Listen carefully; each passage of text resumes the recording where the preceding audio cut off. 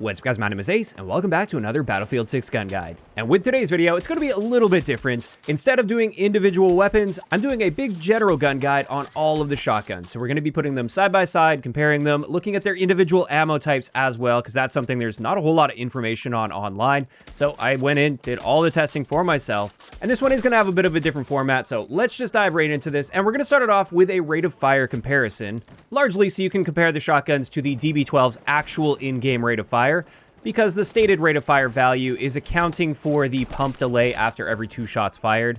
With this, for the 2 shots that you're firing close together, those fire at roughly 360 rounds per minute, and then there's a roughly 467 millisecond pump delay before the next 2 shells are chambered and ready to go. So that means in the shotgun category, we have the fastest rate of fire potential with the DB12, but only for those 2 shots at a time. Next, before we get into our damages and ranges for all of the different ammo types, it is important to understand exactly how they handle spread with shotguns in this game, because it's different from many other shooters out there, especially like Call of Duty, for instance. I know a lot of you guys on my channel come from a Call of Duty background and have maybe run into some frustrating situations where you don't even get a hit marker, despite the fact that your hipfire reticle was largely covering the enemy player when you pulled the trigger.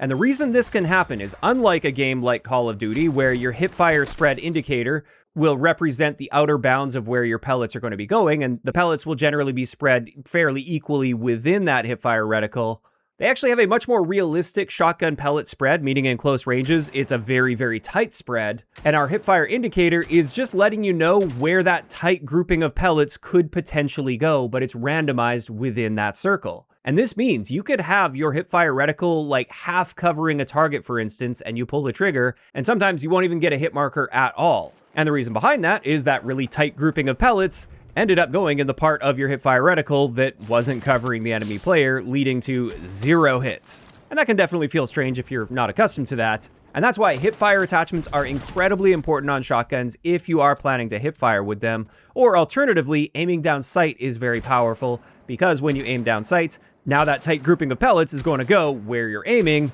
and not in a random location within your hipfire circle. And so with that in mind, let's get into our damage range comparison here. Starting it off with number 1 buckshot. This is your standard ammo type on the shotguns. And with this, for every shot that you fire, you're firing 16 pellets. And these tend to have a wider spread than what you'll see with like double-aught buck, for instance, which we'll look at in just a little bit.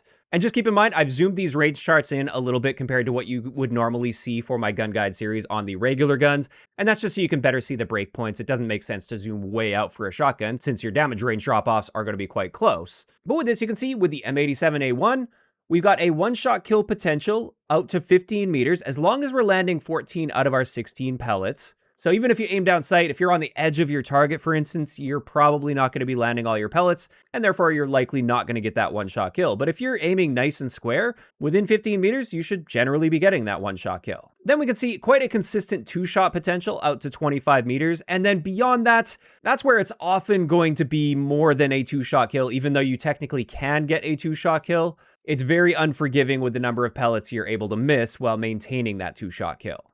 Then for the M1014, we've got a 1-shot kill potential out to about 9.5 meters. Then our 2-shot kill potential extends out to 15 meters. And then beyond that, it's going to be at least a 3-shot kill, and often more, especially as you get beyond about 21.25 meters, because you're likely going to be missing some pellets in there. As for the KSK, we've got quite a consistent 2-shot out to 15 meters. However, our 2-shot potential is technically 21.25 meters, but you can't miss a single pellet there. So it's quite unlikely you'll maintain a 2-shot kill there.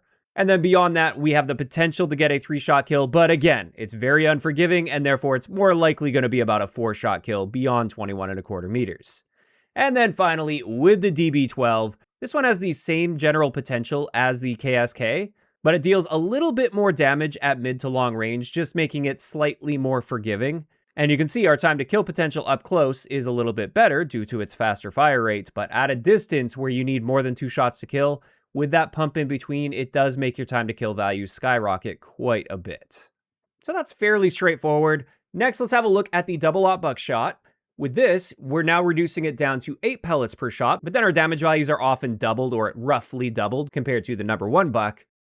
And it's interesting, with the M87, we've got the same 1-shot kill potential at 15 meters. It's the same story with the M1014. It's the same 1-shot kill potential as the number 1 buck, but unlike the number 1 buck, we immediately drop from a 1-shot kill potential to a 3-shot kill potential. You don't get a 2-shot kill beyond 9.5 meters. Then after that, for the KSK, our 2-shot range extends out to roughly 18 meters based on hand testing. Then our 3-shot kill will extend out to 25. And then beyond that 25 meters, it's going to be a 4-shot kill with double-aught buck. And then finally, with the DB12, it's going to be a fairly consistent 2-shot kill out to 20 meters with a potential that extends out to 25 meters if you don't miss a single pellet. And then beyond that, we've got the 3-shot kill potential.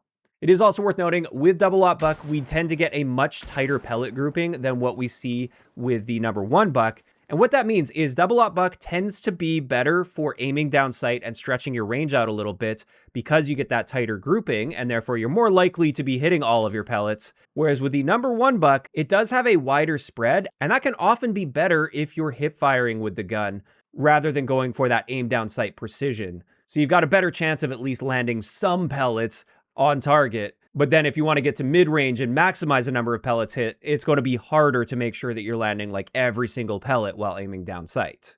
And those are the key differences. Outside of that, generally speaking, they have pretty similar potential values, assuming you're hitting all your pellets. After that, though, for our ammunition, let's have a look at slugs. And in this case, we're not firing multiple pellets, we're firing a single slug. And with this chart, I had to zoom back out to these standard ranges because for all of these, when using slugs, there's a damage range drop-off at 75 meters. But diving a little deeper here, with the M87, we get a 1-shot kill anywhere in the body out to 15 meters. And we can maintain a 1-shot kill if we get a headshot all the way out to 37.5 meters, which is pretty impressive if you got that precision. And then beyond that, it'll be a 2-shot kill out to 75 meters, and then a 3-shot kill beyond that. So you really don't want to push it beyond 75 meters. Then for the M1014, our 1-shot kill range is 9.5 meters, or 15 meters if we can land a headshot. Then it drops off to a 2, 3, and then even a 4-shot kill if you get beyond 75 meters. Then for both the KSK and the DB12, neither of them will get a 1-shot kill to the body with slugs, but you get a 1-shot headshot potential out to 9.5 meters, and a 2-shot kill to the body out to 15 meters. And then after that, we get a 3-shot kill all the way out to 75 meters with both of those. And then beyond 75 meters, it'll be a 4-shot kill for both of these. And when it comes to slugs, you can see they've really got that headshot potential. That's the primary benefit. Also, it's always going to be either a hit or a miss, unlike with the Buckshot, where you might hit some pellets, but not all of them. But I was quite surprised to find that, to the body at least, we've actually got the same 1-shot kill potentials with the M87 and the M1014. Now finally, for our ammo types, we do have flechettes as well. And with these, it's just number 1 buck, but it has better penetration and it delays health regeneration for enemies. So that covers it for our raw power potential with these various ammo types. Now let's have a look at our hipfire comparison, because there are some differences here. And while standing still with no attachments, the M87 and M1014 are the same and just a little bit worse than the KSK and DB12, which are also the same as each other. Interestingly though, if you're walking at full speed while standing, the DB12 has the worst hipfire spread, followed by the M87 and M1014. Once again, those are matching each other. And then for our KSK, this gives us the tightest hipfire spread while moving. And then finally, the last set of stats I wanted to look at here are our handling and reload stats. And when it comes to our aim down sight time, the M87 and M1014 are going to be a little bit slower than the others. For our sprint recovery time, surprisingly, the M87 has the best sprint recovery time by default at 100 milliseconds. Whereas the M1014 is the slowest at 167. Then we can see all of our magazine capacities there as well. Notably, the DB12 has an excellent magazine capacity at 16. And now when it comes to our reload time, for all of these shotguns aside from the KSK, you're going to be loading individual shells into the tube. And the way the numbers work here is like with the M87, for instance, that 0.9 seconds is the amount of time it takes to load the first shell when you hit the reload button. And then after that, it takes 0.7 seconds for every additional shell until you're topped up. It is worth noting though, with the DB12, you reload 2 shells at a time. So there's an animation where you'll always load 2 shells. So in that case, it takes 1.5 seconds to get your first 2 shells in. And then every 0.87 seconds after that, you're going to be loading another 2 shells. Whereas for the KSK, we just got a standard box mag here. So it's just a normal reload like you would see with an assault rifle, for instance. And then finally, we just recently got the speed loader added, and this is available on the M87 and M1014. And with these, it's now a flat reload time at 1.35 seconds and 1.48 seconds respectively. However, it's worth noting if you fire all the way to empty and then you use the speed loader, you will be popping an additional shell in after the speed loader animation takes place in order to account for the fact that you had an empty chamber.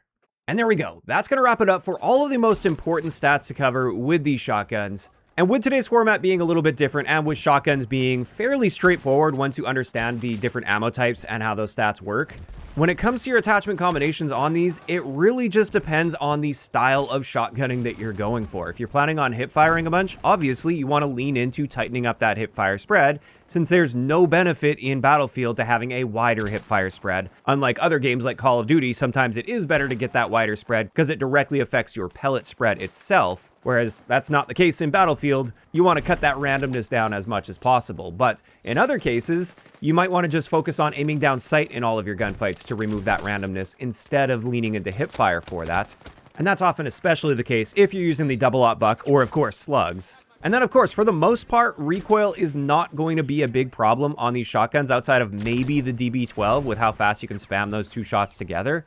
And as a result, I would lean more into things like sprint recovery or aim down sight speed, rather than worrying about recoil at all. And it's really just as simple as that. You focus on those elements, select the ammo type that you currently feel like using. Honestly, I feel like they've balanced them all pretty appropriately, so it really just does come down to preference. And you're on your way to shotgunning effectively in this game. And with all of that covered, when it comes to my preferences, my preferred shotgun in this game is going to be the M87. I just like the relative consistency you find with that. But in saying that, I would say all of the shotguns are pretty viable, even the DB12. I think it gets a lot of hate, but I think for many people, they don't understand how the hipfire spread is working, so that's working against them. And then another little tip that I found with the DB12 while using it is not to rush your two shots together too much unless you're in very close quarters engagements. Oftentimes, it's in your best interest to fire your first shot, let that recoil recenter, make sure you're actually back on target before you fire the second shot, rather than just spamming them both out there, hitting the first shot and then the second one misses or partially misses. Once I figured that out, I actually found the DB12 to be quite viable.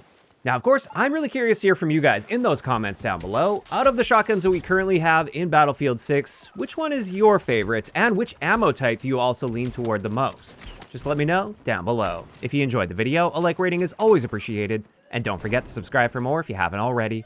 I'll talk to you guys next time.